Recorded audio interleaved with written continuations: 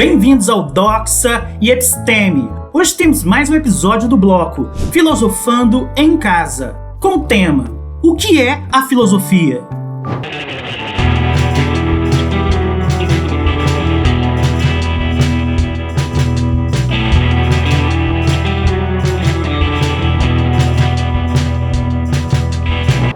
O filósofo que mais me marcou durante todos os meus anos de estudo, mais ainda que Spinoza, mais ainda que Marx e Schopenhauer, foi sem dúvida Epicuro, que descobri em minhas primeiras leituras em filosofia, e a quem mais tarde dediquei um bom tempo de estudo. E não por acaso, fiz logo minha a belíssima definição que ele dava da filosofia. Há uma pergunta que os professores de filosofia fazem quase, inevitavelmente, no ensino médio, em sua primeira aula do ano, normalmente no início do mês de janeiro. Afinal, é preciso explicar a adolescentes que nunca estudaram filosofia o que ela é. Em outras palavras, o que eles vão estudar, na pior das hipóteses, 1 hora por semana, durante todo um ano. O que é essa nova disciplina?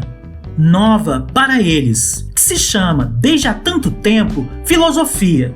Contaram-me que um colega, na primeira aula do ano, a pergunta "o que é filosofia?" teria respondido: "A filosofia é uma coisa extraordinária. Faz 20 anos que ensino e continuo sem saber o que é." Se isso fosse verdade, eu acharia mais inquietante do que extraordinário. O que poderia valer uma disciplina intelectual que não seria capaz nem sequer de se definir?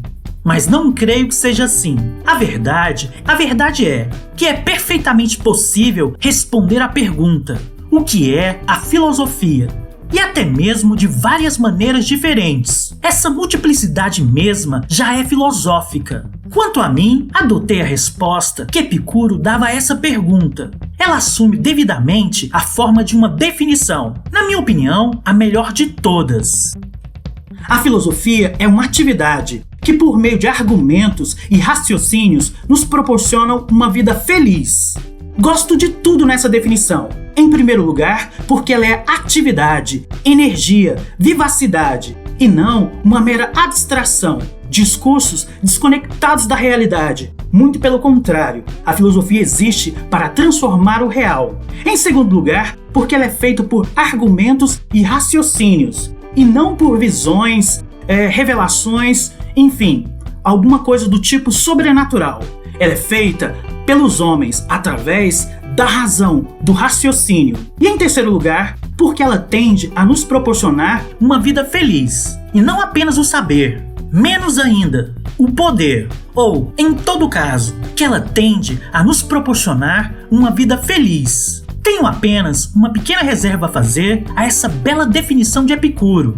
Não estou convencido de que tenhamos, nós, os modernos, os meios de assumir o belo otimismo grego, ou a bela confiança grega. Onde Epicuro escrevia: a filosofia é uma atividade que, por discursos e raciocínios, nos proporcionam uma vida feliz. Eu diria antes, e mais modestamente, que tende a nos proporcionar uma vida feliz. Fora essa reserva, a definição, que data de 23 séculos atrás e que me ilumina já há quase 30 anos, continua sendo a minha definição favorita. O que é a filosofia? Para dizê-lo com palavras que sejam minhas, mas vocês verão que a minha definição está calcada na de Epicuro. Responderei: a filosofia é uma prática discursiva. Ela procede por discursos e raciocínios, que tem a vida por objeto, a razão por meio e a felicidade por fim. Trata-se de pensar melhor para viver melhor. A felicidade é a meta da filosofia. Ou mais exatamente, a meta da filosofia é a sabedoria. Se o sábio é feliz, não é de uma maneira qualquer, nem a qualquer preço. Se a sabedoria é uma felicidade, não é uma felicidade qualquer. Não é, por exemplo, uma felicidade obtida à custa de drogas, ilusões ou diversões. Imaginem que nossos médicos inventem nos anos futuros. Alguns dizem que já inventaram, mas tranquilizem-se, ainda há muito o que esperar. Um novo remédio, uma espécie de ansiolítico ou antidepressivo absoluto, que seria ao mesmo tempo um tônico e um euforizante, a chamada pílula da felicidade. Uma pílulazinha azul, cor-de-rosa ou verde, que bastaria tomar todas as manhãs para se sentir plenamente, sem nenhum efeito secundário, sem viciar, sem dependência, num estado de completo bem-estar, de completa felicidade. Não digo que nos recusaríamos a experimentá-la, nem às vezes, quando a vida está muito difícil, até usá-la com uma certa regularidade. Mas digo que quase todos nós nos recusaríamos a nos satisfazer com ela, que em todo caso, nós recusaríamos a chamar de sabedoria essa felicidade que deveríamos a um remédio. A mesma coisa vale, claro, para uma felicidade que proviesse apenas de um sistema eficaz de ilusões, mentiras ou esquecimentos. Porque a felicidade que queremos, a felicidade que os gregos chamavam de sabedoria, aquela que é a meta da filosofia, é uma felicidade que não se obtém por meio das drogas, mentiras, ilusões, diversões, no sentido pascalino do termo. É uma felicidade que se obteria em certa relação com a verdade. Uma verdadeira felicidade ou uma felicidade verdadeira. Mas afinal, o que é a sabedoria? É a felicidade na verdade, ou a alegria que nasce da verdade. Essa é a expressão de Agostinho, utilizada para definir beatitude, a vida verdadeiramente feliz, em oposição às nossas pequenas felicidades, sempre mais ou menos factícias ou ilusórias. Sou sensível ao fato de que é a mesma palavra beatitude que Spinoza retomará bem mais tarde para designar a felicidade do sábio. A felicidade que não é a recompensa da virtude, mas a própria virtude. A beatitude é a felicidade do sábio, em oposição às felicidades que nós, que não somos sábios, conhecemos comumente, ou digamos, as nossas aparências de felicidade, que às vezes são alimentadas por drogas ou álcool, muitas vezes por ilusões, diversões ou até mesmo má fé. Pequenas meandras, pequenos derivativos, remedinhos, estimulantezinhos. Mas tudo bem, não sejamos severos demais. Nem sempre podemos dispensá-los. Mas a sabedoria é outra coisa. A sabedoria seria a felicidade na verdade. A sabedoria é uma felicidade verdadeira. Respondendo à pergunta, o que é a sabedoria? Digo, é uma felicidade verdadeira, ou uma verdade feliz. Não façamos disso um absoluto, porém, podemos ser mais ou menos sábios, do mesmo modo que podemos ser mais ou menos loucos. Digamos que a sabedoria aponta para uma direção, a do máximo de felicidade, no máximo de lucidez. Isto é, o eudaimonismo radical de Agostinho, mas que na verdade apenas prolonga o eudaimonismo grego. Um grego qualquer, seja qual for a concepção que ele tenha da essência da moralidade, não vê outro fim para a atividade que não a obtenção e a conservação da felicidade. Portanto, a felicidade é a meta da filosofia. Para que serve filosofar? Serve para ser feliz, para ser mais feliz. Mas, se a felicidade é a meta da filosofia, não é a sua norma. O que entendo por isso? A meta é uma atividade, é aquilo que ela tende. Sua norma é aquilo a que ela se submete. Quando digo que a felicidade é a meta da filosofia, mas não a sua norma, quero dizer que não é porque uma ideia me faz feliz que devo pensá-la.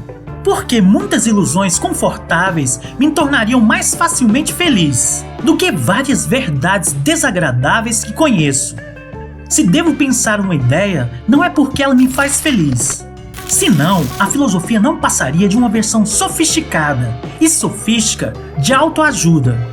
Como, por exemplo, trata-se de pensar positivo, que em outras palavras significa ludibriar-se. Não, se devo pensar uma ideia, é porque ela me parece verdadeira. A felicidade é a meta da filosofia, mas não a sua norma, porque a norma da filosofia é a verdade. Pelo menos a verdade possível, porque nunca a conheceremos por inteiro, nem absolutamente, nem com total certeza. O que chamaria de bom grado a norma da ideia verdadeira, dada ou possível. Trata-se de pensar, não o que me torna feliz, mas o que parece verdadeiro. E fica ao meu encargo encontrar, diante dessa verdade, seja ela triste ou angustiante, o máximo de felicidade possível. Em resumo, a felicidade é a meta, a verdade é o caminho ou a norma. Isso significa que, se o filósofo puder optar entre uma verdade e uma felicidade, ele só será filósofo ou só será digno de sê-lo se optar pela verdade. Mais vale uma verdadeira tristeza do que uma falsa alegria. Sobre esse último ponto, nem todo mundo estará de acordo. Sem dúvida, vários de vocês estarão dizendo que, pensando bem, em uma verdadeira tristeza e uma falsa alegria, vocês prefeririam a falsa alegria. Mas ressalto, vários, nem todos. Pois bem, dispomos aqui de uma excelente pedra de toque para saber quem é filósofo na alma e quem não é. Toda definição de filosofia já acarreta uma filosofia. Do meu ponto de vista, só é verdadeiramente filósofo quem ama a felicidade, como todo mundo, mas ama mais ainda a verdade. Só é filósofo quem prefere uma verdadeira tristeza a uma falsa alegria. Nesse sentido, muitos são filósofos sem serem profissionais da filosofia. E é melhor assim. E alguns são profissionais ou professores de filosofia, sem que por isso sejam filósofos. E azar deles. O essencial é não mentir. E antes de mais nada, não se mentir. Não se mentir sobre a vida, sobre nós mesmos, sobre a felicidade. E é justamente porque eu gostaria de não mentir que adotei o projeto que se segue. Porque a sabedoria é necessária. No fundo, vocês poderiam me fazer ou se fazer essa pergunta. É sério? Precisamos da sabedoria? A tradição responde que sim. Mas o que nos prova que ela tem razão? Nossa infelicidade. Nossa insatisfação. Nossa angústia. Por que a sabedoria é necessária? Porque não somos felizes. Se há do outro lado da tela pessoas plenamente felizes, é evidente que não tenho nada a oferecê-las. Pelo menos, se a felicidade delas é uma felicidade na verdade. Se for assim, elas são mais sábias do que eu. Autorizo-as de bom grado a sair do vídeo. Mas por que teria vindo? O que um sábio teria a fazer com um filósofo? Isso coincide com uma fórmula de Camus, que tinha o dom de dizer simplesmente coisas graves e fortes. Os homens morrem e não são felizes. Por isso, a sabedoria é necessária, porque morremos e porque não somos felizes.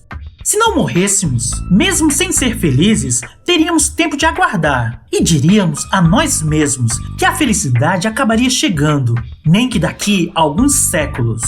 Se fôssemos plenamente felizes, poderíamos talvez aceitar morrer. Esta vida, tal como é, em sua finitude, em sua brevidade, bastaria para nos satisfazer. Se fôssemos felizes sem ser imortais, ou imortais sem sermos felizes, nossa situação seria aceitável. Mas ser ao mesmo tempo mortal e infeliz, ou se saber mortal sem se julgar feliz, é uma razão forte para tentar se safar. Para filosofar de verdade, como dizia Epicuro. Em suma, para tentar ser sábio. Oi, caso você tenha gostado do vídeo, dê um like, assine e compartilhe com os amigos. Todo comentário é bem-vindo. Forte abraço e vitória sempre!